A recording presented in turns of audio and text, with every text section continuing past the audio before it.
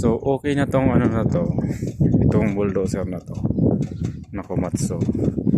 So ang gagawin ko pa ngayon dito, magbabalik ako ng safety, yung mudguard niya. Ayan, mudguard.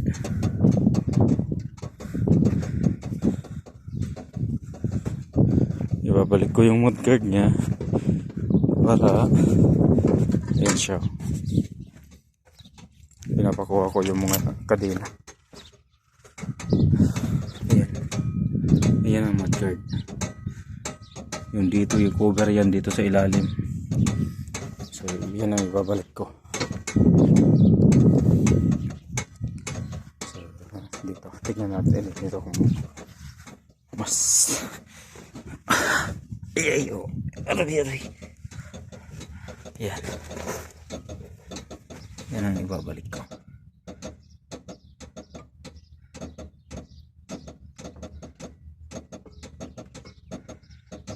So kailangan yan may chin block.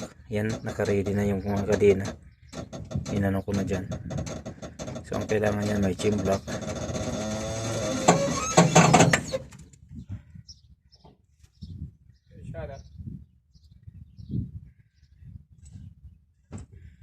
Kailangan yung chin block, tapos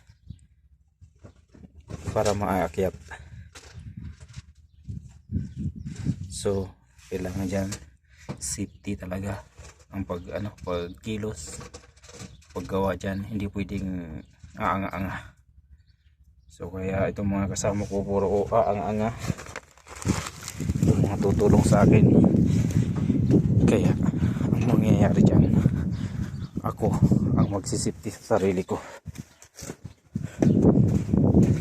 Ayan, ayan siya.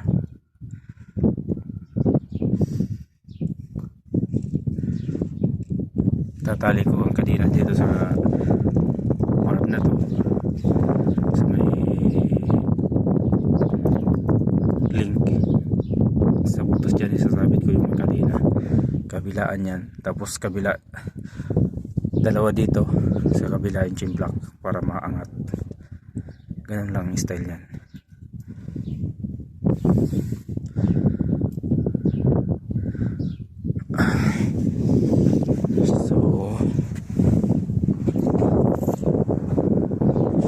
Sige po mga lods, magano muna ako. Yan muna tatrabuhin ko ngayon. Kakabit ko. Tapos pag makakabit na yan, tapos na to. Closer na to.